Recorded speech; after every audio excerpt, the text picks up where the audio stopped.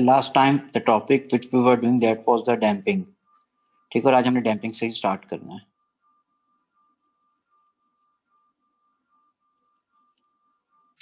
अच्छा, मैंने एक क्वेश्चन भी दिया था आपको, ये वाला. कहोगे खुद तो सर बड़ी ट्राई की है लेकिन हो नहीं सका. चलो मैं पहले इसको करवा देता हूँ, उस क्वेश्चन भी बता कर लेंगे. अच्छा बेटे, हमारे पास डैम्पिंग हमने स्टार्ट किया था. डैम्पिंग को हम डिफाइन इस तरह करते हैं, the decrease in the amplitude of vibrating body due to loss of energy in doing work against frictional forces, against drag forces, against viscous forces. ठीक है, फ्रिक्शनल फोर्सेस सारी आगे, विस्कस भी हो सकती है, रेजिस्टेंस वगैरह भी हो सकती है, ड्रैग फोर्स भी कह सकती हो, सारे को मैंने फ्रिक्शनल फोर्सेस में डिस्कस कर लेंगे. और इसकी रीजन क्या होती है कि रीजन मैंने बेटे आपको ये बताई है कि हमारे पास जो टोटल एनर्जी का फॉर्मूला होता है, this is half M omega square X not square होता है. अब हमारे पास अगर ये मूव करेगा तो it collide to the air particles, resulting it transfer some of energy to the air particles, जिसकी वजह से हमारे पास की एनर्जी अपनी कम रह जाएगी. अगर एनर्जी कम रह जाएगी इसका मतलब एम्पलीट्यूड भी क्या हो जाएगा, वो रिड्यूस हो जाएगा. ठीक है, तो वही हमारे पास ये चीज यहाँ पे कवर की हुई थी कि half M omega. Omega constant है. ओमेगा कांस्टेंट क्यों है? क्योंकि सिंपल पेंडुलम है हमारे पास. ओमेगा किसके बराबर होता है? हमारे पास इसके जो ओमेगा की वैल्यू आई थी सिंपल पेंडुलम के केस के अंदर बेटे, वो हमारे पास आई थी, that was G over L under root. ठीक है, ये वाली रेट की हुई ओमेगा. ठीक है, तो अगर मैं यहाँ पे इस ओमेगा की जगह जी ओवर एल ही पुट कर दूं, this is g over L. G तो वैसे 9.81 कांस्टेंट. लेंथ ऑफ पेंडुलम तो हमने चेंज नहीं की, ओमेगा कांस्टेंट हो गया. एम क्या? Mass of Bob, that is also constant, तो हाफ इज ऑलरेडी कांस्टेंट. तो ये इतना हिस्सा तो टोटली कांस्टेंट ही था. ठीक है, सिर्फ एनर्जी किस पे डिपेंड थी? ओमेगा स्क्वायर पे. एनर्जी कम हो जाएगी तो एम्पलीट्यूड भी कम हो जाएगा. और मैं क्या, यही फॉर्मूला हम यूज करते हैं इंटेंसिटी जो एएस लेवल में पढ़ते थे, it is depending directly square of amplitude, वो यही रिलेशन था. ठीक है, और मैंने ये भी पढ़ाया था कि it is also depending on frequency square. क्यों? ओमेगा किसके बराबर? 2 पाई एफ के बराबर होता है. यहाँ 2 पाई एफ करोगे तो क्या होगा? 4 पाई एफ स्क्वायर. तो फ्रीक्वेंसी के स्क्वायर पर भी डिपेंडेंट होता है. ठीक है, चलो यहाँ पे हम एम्पलीट्यूड का स्क्वायर ही फोकस कर रहे हैं, because in this case omega here, in this case this is constant. ठीक है, तो हमारे पास since oscillating body transfer some energy doing work. ठीक है, ये रीजन मैंने स्पेसिफाई की हुई है, तो यहाँ पे कॉन्सेप्ट के साथ रीजन, ये बड़ा रीजन भी लिखनी है तो यहाँ पे हो गया. अच्छा, अगर एम्पलीट्यूड कम होता जा रहा है किसी चीज का तो उसका ग्राफ बेटे फिर क्या बनता है हमारे पास?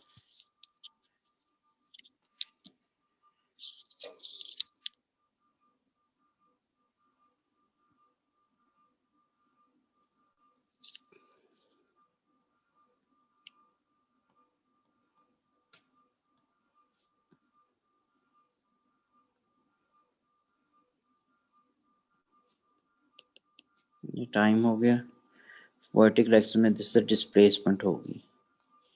ठीक है,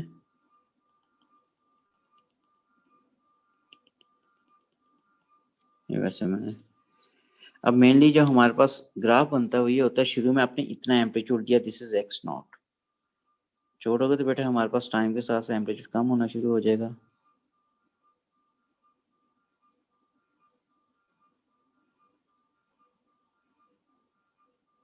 ये ठीक है, अब ये जो डिक्रीज इन एम्पलीट्यूड आ रहा है after equal time interval, that is constant. That is not constant. मैं समझाता हूँ अगले में देता हूँ. अभी सिंपल बता दी, एम्पलीट्यूड डिक्रीज करता है, आपको दिखाई दे रहा है हर जगह यहाँ पे बेटे. शुरू में एम्पलीट्यूड ज्यादा है, बाद में एम्पलीट्यूड कम हो गया. यानी मैं ये बात कर रहा हूँ कि बेटा इसका एम्पलीट्यूड सबसे ज्यादा था, फिर इसका पिछले से कम है, इसका पिछले से और कम है, इसका जो हमारे पास है पिछले से भी कम है, इस क्वेश्चन मार्क से कम है, बीटा का अल्फा से कम आ रहा है, और हम गैमा का बीटा से कम आ रहा है. तो इस तरह ये रिड्यूस होता जा रहा है, eventually it's going to die away after this gamma. ठीक है ना, तो एम्पलीट्यूड के अंदर डिक्रीमेंट आती जा रही है. तो ये ग्राफ बनता है इसका। अब आते हैं कि डिग्री ऑफ डैम्पिंग क्या होती है। Degree of damping in terms of type of damping ये आती है, लेकिन वर्ड जो यूज होता है डिग्री ऑफ डैम्पिंग है। Degree of damping, degree of damping में बेटा तीन चीजें आती हैं कि हमारे पास किस तरह से कंसिडर करना होता है। सबसे पहले होती है बेटा लाइट डैम्पिंग, जिसको मैंने अभी डिस्कस भी किया था, लेकिन हमने अभी फर्दर करते हैं लाइट डैम्पिंग। लाइट डैम्पिंग के बाद डिग्री अगर इंक्रीज करेगी तो हमारे पास एक और डैम्पिंग आ जाएगी which is known as critical damping.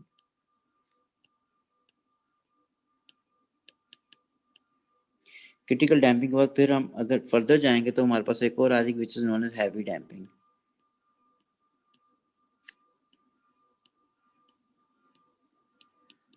ये तीनों अप्लाई किस तरह होती हैं और किस तरह हमने इसको करना होता है।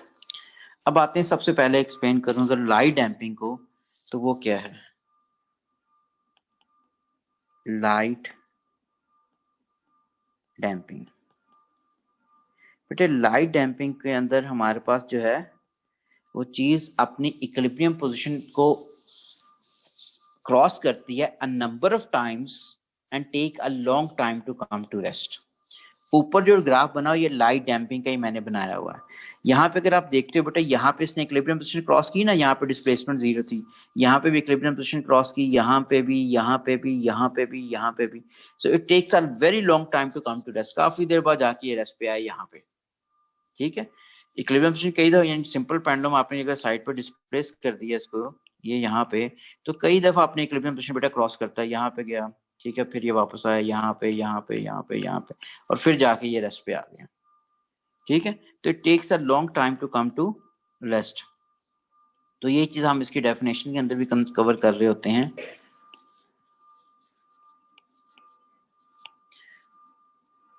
Damping in which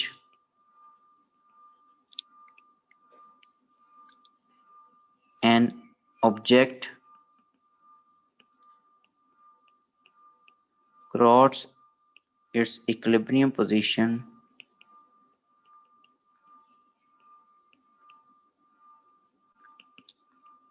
a number of times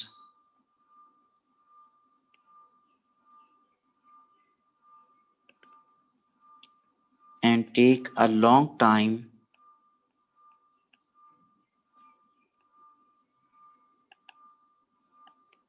to come to rest।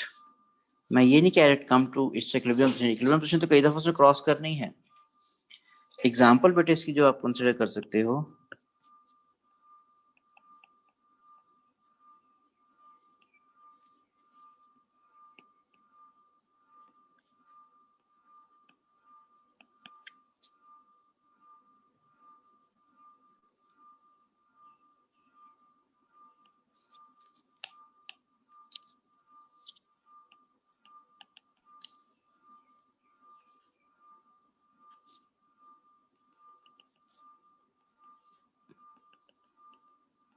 Okay अच्छा, अब हमारे पास एग्जांपल बेटे इसकी जो हो सकती है, जिसमें सिंपल पेंडुलम की मैंने एग्जांपल दे दी।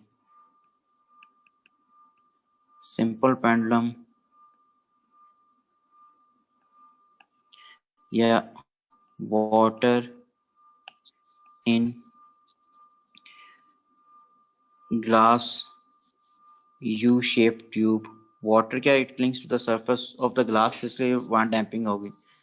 इन ग्लास यू शेप ट्यूब, जिस तरह ठीक है। या फिर मैस, वाइब्रेटिंग मैस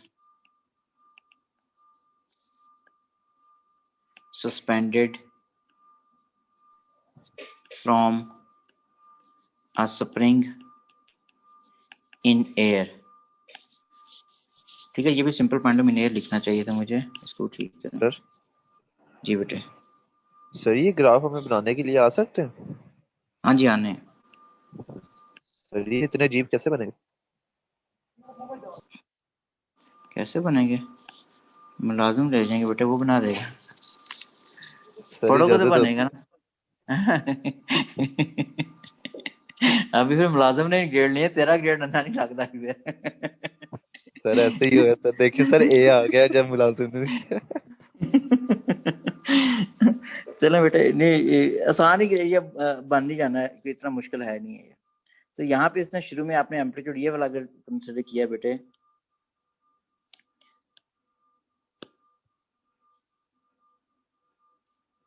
ये एम्पलीट्यूड एक्स नॉट हो गया इसका, यहाँ से आपने स्टार्ट किया,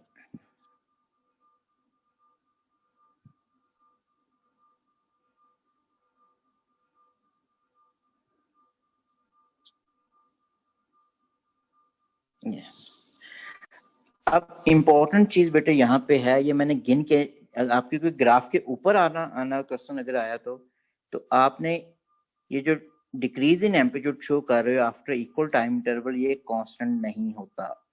कांस्टेंट ना होने का मतलब मैं बात जो कर रहा हूँ, अगर किसी बच्चे ने यहाँ पे उसने एम्पलीट्यूड सपोज 8 सेंटीमीटर शो किया हुआ है, यहाँ बच्चा क्या करता है, हमारे पास तो 7 सेंटीमीटर कर देगा, इसको 6 सेंटीमीटर, तो इसको 5 पे, इसको 4 के, इस पे 3 पे 2 सेंटीमीटर, तो ये गलत होगा।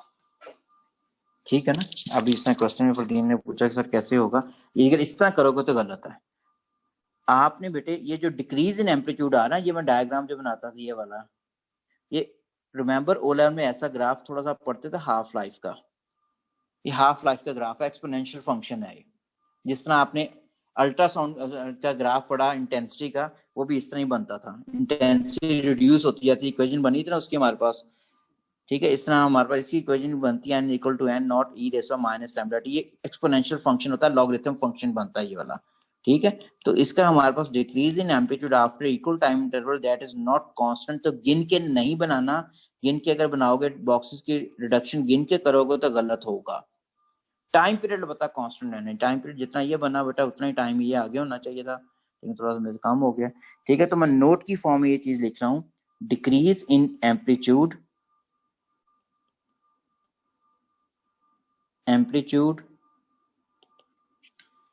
after equal time interval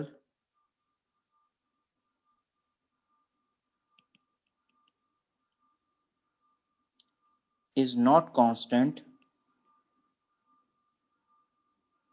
because the decrease in amplitude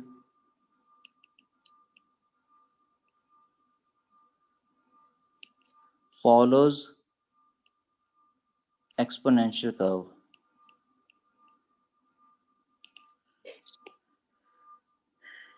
exponential curve यानी कि हाफ लाइफ का जिस तरह ट्रेंड होता है, लाइक हाफ लाइफ कर्व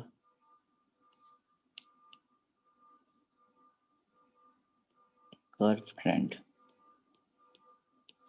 ठीक है, उस तरह हमारे पास, तो इसका मतलब गिन के नहीं बनाना, रैंडमली बना देना, आपको ठीक होगा। सिंपल उस एग्जामिनर देखेगा क्या बेटे, एग्जामिनर ने ये देखना जिस तरह मैंने पहले कहा था कि मे बी आपने ये 8 ले जाओ, कोई बच्चा ये 7 पे बना ले, इसको आप 5 पे ले जाओ, इसको 4 पे ले जाओ, इसको आप 2 पे ले जाओ सपोज, इसको 1 पे, इसको 0.2 पे, तो ये बिल्कुल ठीक है, गिन के नहीं बनाना ये मैं।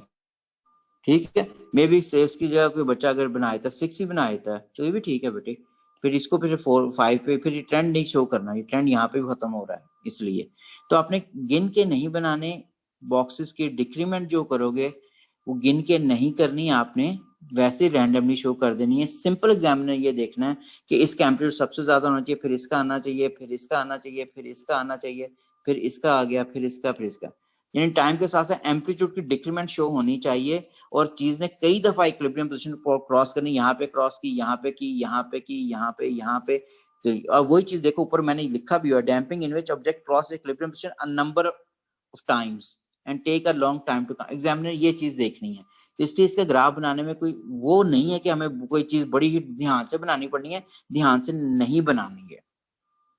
ठीक हो गया, अब नेक्स्ट पे आ गए हम लोग, ये चीज होगी। अच्छा, ये क्वेश्चन भी पेपर में उसमें बेटा पूछा हुआ है, उसने कहा कि हमारे पास हमने एम्पलीट्यूड ए दिया है, ठीक है, और ये सपोज 2 सेकंड्स के बाद इसका एम्पलीट्यूड कितना हो गया, उसने कहा 6 हो गया, 2 सेकंड्स के बाद एम्पलीट्यूड 6 सेंटीमीटर हो गया सपोज। फिर उसने सवाल ये पूछा हुआ था कि नेक्स्ट 2 सेकंड्स के अंदर यानी 4 सेकंड में क्या एम्पलीट्यूड इसका 3 हो जाएगा, ये सवाल पेपर में आया हुआ। तो ये 3 नहीं होगा, ठीक है, क्योंकि मैं वही कह रहा हूँ कि एक्सपोनेंशियल ट्रेंड है, तो decrease in amplitude after equal time interval is not constant, में पोलिटिकल नोट लिखा हुआ है ये चीज, ठीक है, तो उसको आपने गिन के नहीं करना बेटे, वो गलत हो जाएगा, नहीं तो वो गलत है। अब आगे नेक्स्ट के अंदर सर हम्म। सर 4 नहीं होना चाहिए था। हैं? सर वो जो आपने ग्राफ बनाया था उसमें 8 था, उसके बाद 2 सेकंड के बाद 6 था, तो सर 2 सेकंड के बाद 4 नहीं होना चाहिए था, आपने 3 शो किया था। डॉक्टर साहब ये तो मैं कह रहा हूँ बेटे, वो डिक्रीज इन एम्पलीट्यूड आफ्टर, ये क्या लिखा हुआ है, नोट देखिए वाला, ये जो नोट नहीं लिखा हुआ सर, मैंने। मतलब कि 4 अगर होता तब वो गलत होता, तो अगर 3 था तब तो वो सही होना चाहिए था।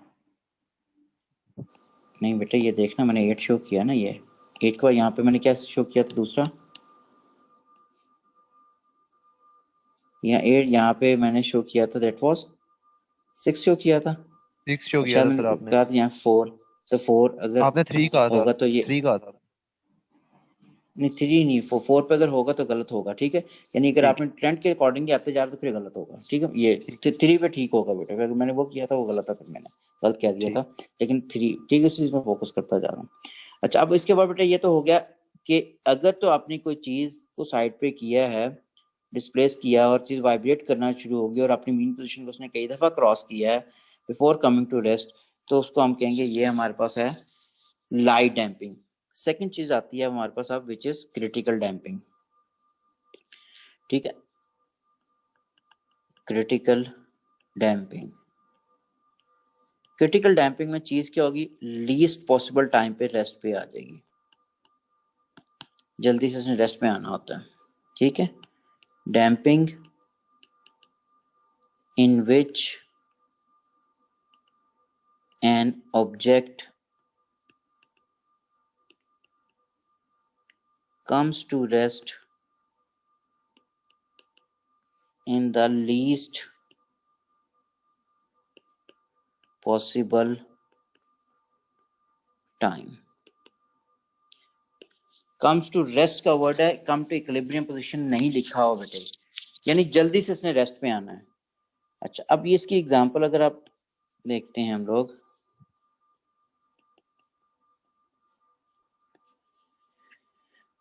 बेटा इसकी एग्जांपल के अंदर आपका गाड़ियों का जो सस्पेंशन सिस्टम होता है वो क्रिटिकल डैम्प किया होता है, suspension system of vehicles critical damp की होता है, गाड़ी किसी भी स्पीड ब्रेकर से, किसी हम्प से या किसी भी डिग में से पास करती है, तो जो पैसेंजर उसके अंदर बैठा है वो कॉन्टिन्यूसली वाइब्रेट नहीं करता था, गाड़ी जल्दी से रेस्ट पे आ जाती है, शॉक अब्जॉर्बर लगाए होते हैं, ठीक है, वो सारा काम इनका ये होता है कि हमारे पास लीस्ट पॉसिबल टाइम के अंदर बंदे को रेस्ट पे ले आए, नहीं तो अगर बंदा भी अंदर वाइब्रेट करता रहे सीट के ऊपर, ऑल द सीट्स के ऊपर स्प्रिंग लगे होते हैं, अगर वाइब्रेट करता रहे तो उसको मतलब स्मॉल इंपल्सिव फोर्स, तो एक्सीलरेट कर रहा है, इंपल्सिव फोर्सेस मिलती जा रही हैं, अगर बंदों के इंपल्सिव फोर्सेस मिलते जाएंगे तो बैकबोन इंजरी हो जाएगी, ठीक है, तो जो ही गाड़ी किसी भी स्पीड ब्रेकर, किसी हम या किसी डिग में से पास करती थी, इंस्टेंटेनियसली चेसिस, जो टायर नीचे हल्का सा वाइब्रेट करता है लेकिन ऊपर चेसिस वो वाइब्रेट नहीं कर रही है, तो रेस्ट पे ले आते हैं जल्दी से, ठीक है, तो उसको क्रिटिकल डैम्प की होती है, जिसकी वजह से हमारे पास वो रेस्ट पे ले आते हैं।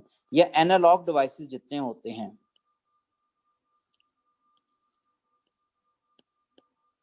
एनालॉग डिवाइसेस जैसे voltmeter, ammeter, pressure gauge वगैरह जो है, ठीक है, वो हमारे पास सारे जितने के सारे वो क्रिटिकल डैम्प होते हैं। क्रिटिकल डैम्प क्यों करते हैं, जो ही आप किसी सोर्स के गाड़ी का टायर के हवा चेक करवा रहे हो, नीडल वाली, डिजिटल की बात नहीं कर रहा, नीडल वाली जो सुई वाली हमारे पास होती है गेज, उसके थ्रू चेक करते हो, वो शो करती है 35 पास्कल स्पोर्ट शो करती है, तो जो ही आप उसको टायर से हटा दोगे तो जल्दी से रेस्ट में आने की कोशिश करती है, लेकिन थोड़ा सा करीब आके वो थोड़ा आराम आराम से फिर रेस्ट पे आती है, तो क्रिटिकल डैम्प की होती है। या दूसरी एग्जाम, या आपके जितने वोल्ट मीटर, एम मीटर वगैरह होते हैं, ये भी सारे क्रिटिकल डैम्प की होते हैं, नहीं तो टूट जाए एकदम, जो ही सोर्स पे तो हमारे पास वैल्यू आ रही है, सोर्स से जब यूं ही हटाओगे इसका हम एट ए टाइम उसकी वैल्यू क्या हो जाती है, वो जल्दी से रेस्ट पे एक तरफ आना शुरू होती है, जो ही रेस्ट के करीब आती है तो चीज क्या है हमारे पास, वो आराम आराम से फिर बंद होती है।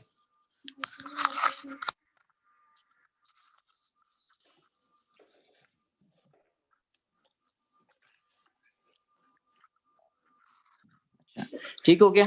इसके अलावा तीसरा जो हम इसके अप्लाई कर सकते हैं, डोर क्लोजर जो होता है,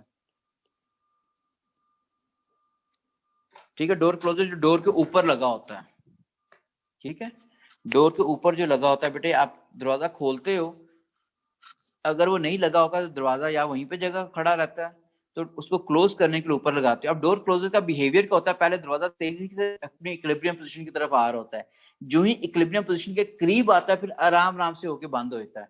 नहीं तो जोर से जाके अगर हिट करेगा, उसकी चौकाट जो होती है दरवाजे की, उसके साथ हिट करेगा तो एक तो साउंड प्रोड्यूस होगी, दूसरा डेफिनेटली मोमेंटम कंजर्व रहना, तो जो उसकी तबीयत भी खराब होनी, चौकाट की डेफिनेट ढीली हो जाएगी, खराब हो जाएगी। तो डोर क्लोजर लगाया जाता है, जो पहले डोर को तेजी से वो बंद कर रहा होता है, जो ही अपने इक्विलिब्रियम पोजीशन के करीब आता है तो आराम आराम से उसको फिर बंद कर देता है वो। ठीक है। या इसका और एग्जांपल क्या ले सकते हो, आपने अल्ट्रासाउंड पढ़ रही है बेटे, अल्ट्रासाउंड प्रोब जो है थी, जब अल्ट्रासाउंड ट्रांसमिट करती थी एट ए टाइम, मैंने कहा था सिलिकॉन डाइऑक्साइड या क्वार्ट्ज की क्रिस्टल है वो रेस्ट पे आ जाती है, कि उसके पीछे एक बैकिंग मटेरियल लगाया होता है जो क्रिटिकल डैम्प होता है। वो क्यों हम करते थे, ताकि अल्ट्रासाउंड ट्रांसमिट तो हो चुकी है, अब वही जो हमारे पास प्रोब है एज ए रिसीवर के तौर पे काम कर सके, ताकि फर्दर वो ट्रांसमिट ना कर सके और एज ए सिर्फ रिसीवर के तौर पे काम कर सके।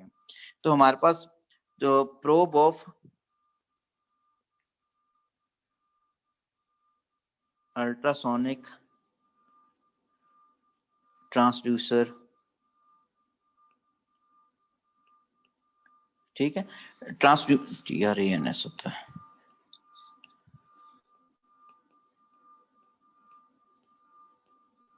ट्रांसड्यूसर बेटे कहते हैं जो एक फॉर्म ऑफ एनर्जी को दूसरी फॉर्म में कन्वर्ट करें, उसमें कोई एक इलेक्ट्रिकल होना जरूरी होती है, या इनपुट इलेक्ट्रिकल होगी या आउटपुट ये इलेक्ट्रिकल। अल्ट्रासाउंड आपकी वाली को एलईडी दोबारा समझाना। जो एलईडी या एलसीडी होती है हमारे पास, वो ट्रांसड्यूसर्स ही होते हैं, ठीक है। अच्छा, अब दोबारा बेटे ये मैंने ये अल्ट्रासाउंड प्रोब जो है बनाई, ये सामने प्लास्टिक कवर था, फिर मैंने यहाँ पे कहा था एक सिल्वर इलेक्ट्रोड होता है, दूसरा सिल्वर इलेक्ट्रोड यहाँ लिया था, और इसके इन बिटवीन आपने सिलिकॉन क्वार्ट्ज की क्रिस्टल रखी थी, ठीक है। फिर आपने क्या किया था, इसकी बैक साइड पे एक बैकिंग मटेरियल शो किया होता सारा का सारा इस किस्म में, ये सारा बैकिंग मटेरियल था, ये वाला बैकिंग मटेरियल। और फिर दो तारें थी, एक तार आपने इसके साथ लगाई हुई थी, और एक तार बेटे हमारे पास यहाँ से होके, सपोज यहाँ से ये वाली तार कोएक्सियल केबल जो है थी वो आपने यहाँ पे शो की हुई थी, और इसको सारे को आपने इस तरह इनक्लोज कर दिया था, इस तरह इनक्लोज किया हुआ था। अब क्या था, जब इसको सिग्नल ऑल्टरनेटिंग करंट पल्स देते थे, तो यहाँ एक तरफ पॉजिटिव आता था, एक तरफ नेगेटिव आता था, जिससे क्रिस्टल वाइब्रेट करना शुरू हो जाती थी। वो जिस फ्रीक्वेंसी से वाइब्रेट कर रही थी नेचुरल फ्रीक्वेंसी थी उसकी, ठीक है। अब दोबारा एक एसी पल्स प्रोवाइड करते थे, तो हमारे पास क्या आती थी, फोर्स या ड्राइविंग फ्रीक्वेंसी आती थी। जब फोर्स और ड्राइविंग फ्रीक्वेंसी बराबर होती थी तो हमने लिखा था कि रेजोनेंस हो जाता है, इस चैप्टर में रेजोनेंस आएगा, आ भी जाएगा। जब रेजोनेंस होता है तो ये क्वार्ट्ज क्रिस्टल लार्जर एम्पलीट्यूड से वाइब्रेट करती है, जिससे अल्ट्रासाउंड यहाँ से एमिट होना शुरू हो जाती है।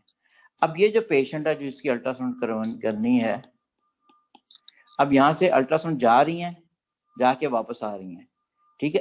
अब ये कॉन्टिन्यूसली जाती जाएंगी, जब incident and reflected sound having same speed travelling in opposite direction are superposed, तो क्या होगा, नोड्स और एंटी नोड्स बनेंगे। Node maximum displacement, sorry antinode maximum amplitude वाला, और नोड पे जीरो एम्पलीट्यूड या जीरो डिस्प्लेसमेंट, तो बंदे को गुदगुदी स्टार्ट हो जाएगी। इस पर डेफिनेटली वो तो उस चीज से बचने के लिए आप क्या करते हो कि आप जो ही ट्रांसमिट करते हो तो एट ए टाइम पीछे जो बैकिंग मटेरियल लगा होता है, क्रिटिकल डैम्प किया होता है, जिसको से quartz crystal at a time rest पे ले आता है, लीस्ट पॉसिबल टाइम पे। अगर ये रेस्ट पे आ जाएगा, फर्दर ट्रांसमिट करता ही नहीं है। अब ये फर्दर यहाँ से साउंड जो रिफ्लेक्ट होकर आ रही होती है, वो एज ए रिसीवर के तौर पर काम करता है। एट ए टाइम ये क्वार्ट्ज क्रिस्टल जो है, ये अल्ट्रासाउंड प्रोब जो है, या सिर्फ ट्रांसमिट कर सकती है या सिर्फ रिसीव कर सकती है, ठीक है। तो ये पीछे बैकिंग मटेरियल जो है वो हमारे पास ट्रांसमिट करने के बाद एज ए रिसीवर के तौर पर उसको यूज करने के लिए वो हेल्प करा रहा होता है, इसलिए क्रिटिकल डैम्प की होती है। भी क्लियर हो गया। अब क्रिटिकल इसका ग्राफ हमारे पास फिर क्या बनेगा इनका,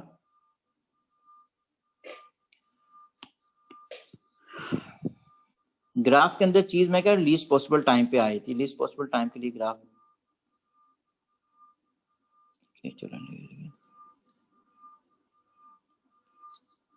जिससे टाइम, ये हमने डिस्प्लेसमेंट कंसिडर कर ली। लेट के फर्स्ट केस में मैंने ये एम्पलीट्यूड दिया, सेकंड केस में ये एम्पलीट्यूड, दोनों डायग्राम उसी की हैं। अब हमारे पास पहले केस में जो हमारे पास है, सपोज बेटे यहाँ से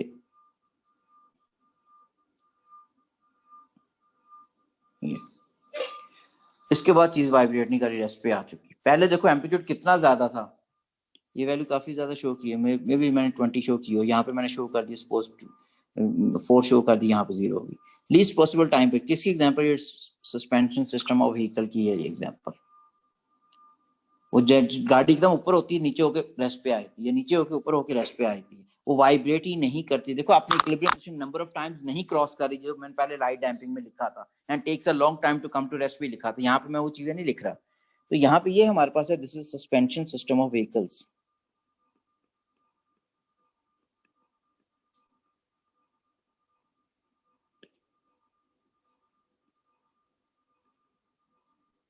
ठीक है, ये है, ये नीचे वाला ग्राफ सपोज यहाँ पे है, पहले बड़ी तेजी से चीज वाप, फिर यहाँ पे जाके ये यहाँ पे आके इक्विलिब्रियम पोजीशन क्रॉस। पहले देखो हमारे पास उसके अंदर जो डिक्रीमेंट हो रही है तेजी से हो रही है, बाद में आस्ता आस्ता आस्ता होके यहाँ पे जाके रेस्ट पे आ गई। अब ये किसकी होती है, एनालॉग डिवाइसेस, डोर क्लोजर, ये सारे के सारे क्रिटिक, ये जो है ये इसका ग्राफ बना हुआ इनका। ठीक है, तो ये हमारे पास क्या हो गया, एनालॉग डिवाइसेस, डोर क्लोजर या अल्ट्रासाउंड सोनिक ट्रांसड्यूसर। अब डोर क्लोजर का बिहेवियर, चाहे अगर दरवाजे के साथ मेन दरवाजे का नॉर्मली घरों में लगा होता है, उसको अगर आप खोलोगे तो उसका बिहेवियर देखिए, पहले दरवाजा तेजी से बंद हो रहा होगा, फिर जो ही अपनी इक्विलिब्रियम पोजीशन के करीब आएगा बंद होने के, तो फिर आराम आराम से होके बंद होगा। ठीक है, तो वो क्रिटिकल डैम किया होता है ताकि चीज लीस्ट पॉसिबल टाइम पे रेस्ट पे आ जाए। अब सर ये तीसरा ऊपर आता वाला है, ग्राफ नेगेटिव क्वाड्रेंट में फिर क्यों जा रहा है? क्यों नहीं जा सकता है, जा सकता है, वो क्यों नहीं जा सकता बेटे। ठीक है, वो भी इस तरह नहीं बन लाजमी सकता लीस्ट पॉसिबल, मैंने बनने को बन सकता है, लेकिन बेसिकली गाड़ी को, अगर गाड़ी का बिहेवियर मैंने इसलिए इसको टोटली अलग किया, ये कह रहे हैं गाड़ी एकदम ऊपर जाके अपने इक्विलिब्रियम पोजीशन पे आ जाएगी, नहीं, वो थोड़ी सी वाइब्रेट करती है, लेकिन लीस्ट पॉसिबल टाइम पे रेस्ट पे आ रही होती है। ठीक है, लेकिन गाड़ी का बिहेवियर देखो, गाड़ी अब साइड पे, अगर स्पीड ब्रेकर के साइड पे फुटपाथ पे खड़े हो जाना, जो ही गाड़ी स्पीड ब्रेकर से पास करेगी, उसका टायर की पोजीशन देखना कि ऊपर होंगे नीचे होंगे, तो फिर गाड़ी रेस्ट पे आएगी, चेसेस आ रही। ठीक है, तो वो हमारे पास जो मेटालिक पार्ट जो होता है चेसिस, जिसमें बैठा होता है, टायर की पोजीशन और उसका मड गार्ड के इन बिटवीन डिस्टेंस देखिएगा, किस तरह वेरिएशन आती है, वो वेरी करता है, वो वेरिएशन मैंने बेटे यहाँ पे की है। अच्छा, अब तीसरी चीज आई थी हमारे पास, हैवी डैम्पिंग।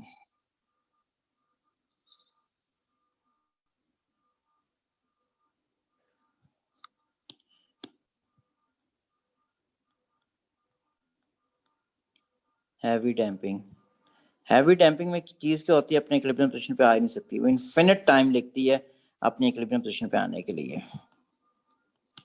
ठीक है, इक्विलिब्रियम पोजीशन क्या, मैं रेस्ट का वर्ड नहीं यहाँ पे यूज कर रहा है। ठीक है, तो इसमें मैं ये लिखूंगा, damping in which an object takes an infinite time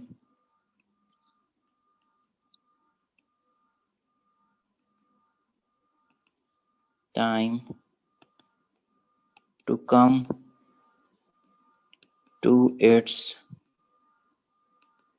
equilibrium position. Damping in which an object takes an infinite time to come its equilibrium। मैंने रेस्ट का वर्ड नहीं यूज किया, पिछले दोनों देखो बेटे मैं रेस्ट का वर्ड यूज करता था, मैंने यहाँ पे देखो मैंने रेस्ट का वर्ड लिखा हुआ, ये rest comes to rest, equilibrium position नहीं लिखा हुआ। इससे पिछला भी अगर आप देखते हो तो लाइट डैम्पिंग के अंदर भी मैंने जो लिखा word to takes infinite time to come to rest. ठीक है, इक्विलिब्रियम पोजीशन लिखा तो क्रॉस इस equilibrium position the number of times. ठीक है, तो यहाँ पे हमारे पास मैंने कहा कि हमारे पास takes infinite time to come to rest. Example इसकी क्या हो सकती है हमारे पास,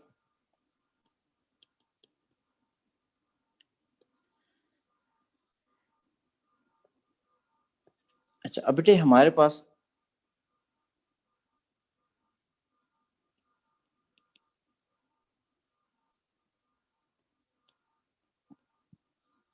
एग्जाम्पल में आप लिख सकते हो इसके अंदर, जैसे सिंपल पेंडुलम भी ले लिया आपने, ये एक जार ले लिया, पहले एयर के अंदर था, मैंने एक जार ले लिया, इसके ऊपर मैंने जो ऊपर लिड होता है, कॉर्क होता है, उसके अंदर बेटे आपने सिंपल पेंडुलम ले लिया और सिंपल पेंडुलम को आपने साइड पर डिस्प्लेस कर दिया। अब इसमें क्या हानि है या जैम है? अब आपने इसको साइड पे डिस्प्लेस कर दिया, देखो इसे अपनी इक्विलिब्रियम पोजीशन पे नहीं आया जाना, इसको इससे इन्फिनिट टाइप का मतलब ये होता है कि साइंस में आया नहीं जाना, ठीक है। ये इसको यहां से यहां तक नहीं आया जाना इससे। क्यों? हनी की विस्कोसिटी बहुत ज्यादा, जैम की विस्कोसिटी बहुत ज्यादा है, बहुत ज्यादा एनर्जी चाहिए उसमें से पास करने के लिए बॉब को, उतनी एनर्जी वो गेन ही नहीं की होती उसने, ठीक है ना, उतनी एनर्जी गेन ही नहीं की होती। या सिंपल पेंडुलम को एक सिंपल पेंडुलम की mass attach to helical spring, helical spring उस स्प्रिंग को कहते हो जिसकी स्प्रिंग कांस्टेंट की वैल्यू कम होती है। अगर स्प्रिंग कांस्टेंट की वैल्यू कम होगी तो पोटेंशियल एनर्जी का फॉर्मूला पढ़ते हो ना, हाफ के ई स्क्वायर। बेटा ये के ही कम होगा तो डेफिनेटली कितनी को एनर्जी गेन कर जाएगा वो इलास्टिक पोटेंशियल एनर्जी, कि अपने ओरिजिनल पोजीशन पे आ जाएगा। यहीं पे मैंने इसको किसी तरीके से मैंने इसको यहाँ पे डिस्प्लेस कर दी, इसका अपनी इक्विलिब्रियम पोजीशन ये वाली थी, यहाँ जाए नहीं जाना इससे, ठीक है। तो किसी भी अगर आप विस्कस फ्लूइड में डाल दोगे तो उस चीज से अपनी ओरिजिनल पोजीशन पे नहीं आ जाना, तो हम कहेंगे अगर नहीं आया जा रहा इक्विलिब्रियम पोजीशन पे तो वो क्या होगी, वो हैवी डैम्पिंग होगी। आपकी जो बिल्डिंग होती है इसके ऊपर बेटे आप डालते हो सरिया वगैरह, जब ऊपर छत पे आप छलांगे लगाते हो तो बिल्डिंग भी वाइब्रेट करती है, ठीक है। वो मेटल बार जो होती हैं उसके अंदर, रूफ के अंदर, वो हमारे पास आपको जल्दी से छत को इक्विलिब्रियम पोजीशन पे लेती है। जल्जला जब आता है तो तब भी तो वाइब्रेट करती है, ठीक है। कहते हैं कि हमारे पास अर्थक्वेक प्रूफ बिल्डिंग बनाई है, उसमें क्या होता है, उसमें रीइंफोर्समेंट कंक्रीट यूज किया होता है विद आयरन बार्स, ईंटें यूज नहीं की होती, ठीक है। तो जब वो जल्जला आता है तो पूरी की पूरी बिल्डिंग वाइब्रेट करती है, तो स्टील स्ट्रक्चर की वजह से अपने ओरिजिनल पोजीशन पे वापस आ जाती है। इससे बड़ी बड़ी जितनी बिल्डिंग होती हैं स्टील स्ट्रक्चर क्यों करते हैं? स्टील सबसे अच्छा इलास्टिक मटेरियल है, रबर की इलास्टिसिटी बहुत कम होती है, रबर रिवर्स इलास्टिक मटेरियल जिसे हम सबसे अच्छा सपोज कर रहे होते हैं, ठीक है, क्योंकि रबर की स्प्रिंग कांस्टेंट की वैल्यू बहुत कम होती है। तो हमारे पास अच्छा इलास्टिक मटेरियल स्टील है जो अपनी लीस्ट पॉसिबल टाइम वो अपनी इलास्टिक प्रॉपर्टीज से जल्दी से चीज को अपनी ओरिजिनल पोजीशन पे ले आता है, वो चीज टूटती नहीं है। तो आपकी जो पुल होते हैं, किसी भी पुल के ऊपर जाके वैसे साइड पे खड़े होकर देखो, जहां से अगर ट्रक पास करेंगे तो पुल हल्का सा आपको लगेगा वाइब्रेट कर रहा है। पुल के ऊपर एक स्टैंड लो, पुल के ऊपर साइड पे रखो और साइडों में थोड़ी सी चीज लगा देना ताकि जब ट्रक गुजरता हवा का प्रेशर की वजह से वो वाइब्रेट ना करना शुरू कर दे, यानी उसको आपने थोड़ा शील्ड कर दिया from the draft of wind या ड्राफ्ट ऑफ एयर पार्टिकल्स। और स्टैंड के ऊपर आपने एक पेंडुलम सस्पेंड कर दिया, देखो जो ही ट्रक अगर पास करेगा तो पेंडुलम का एम्पलीट्यूड देखिएगा कहाँ तक जाता है, 10 to 12 डिग्री तक लाजमी जाएगा वो, इसका मतलब इतना को वाइब्रेट करता है आपके पास, ठीक है। वो आपका पुल वाइब्रेट करता है स्टैंड उसके ऊपर, इसलिए वो उसको एनर्जी मिलती है, वो वाइब्रेट करना शुरू होता है फ्रेम ऑफ रेफरेंस के अकॉर्डिंगली, ठीक है। अच्छा, अब इसका जो एग्जांपल अगर इसमें लिखूं, this is simple pendulum or mass suspended to a helical spring in a viscous fluid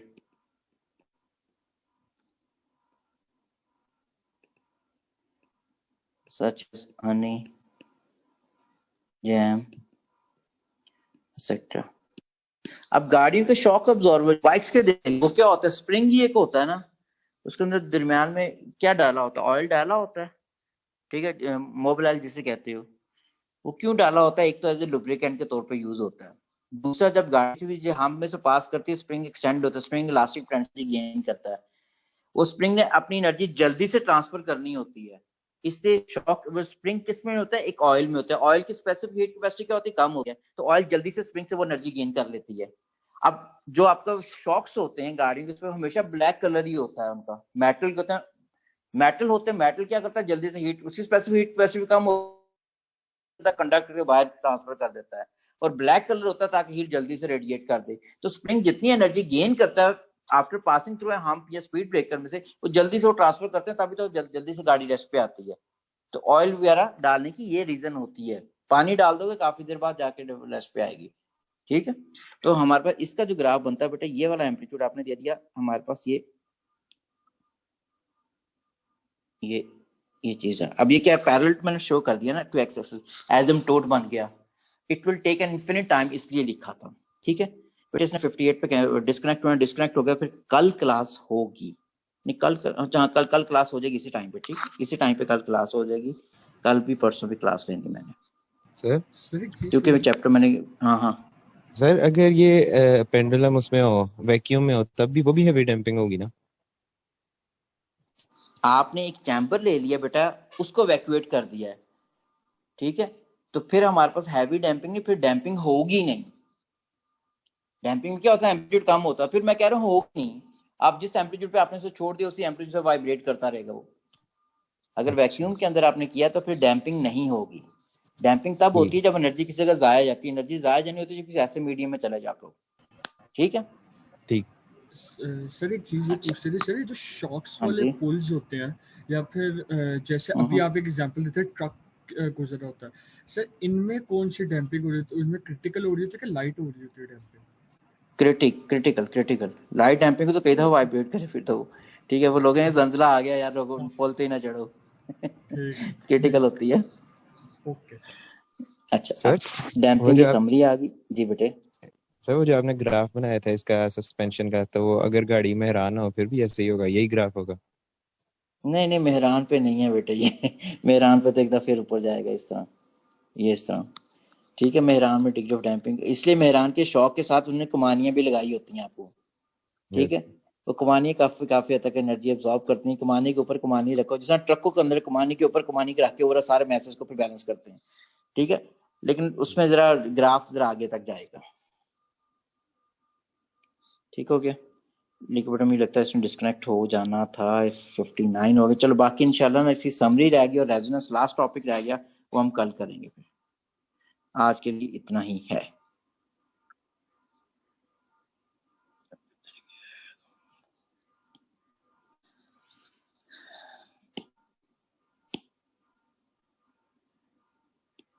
ठीक है, बाकी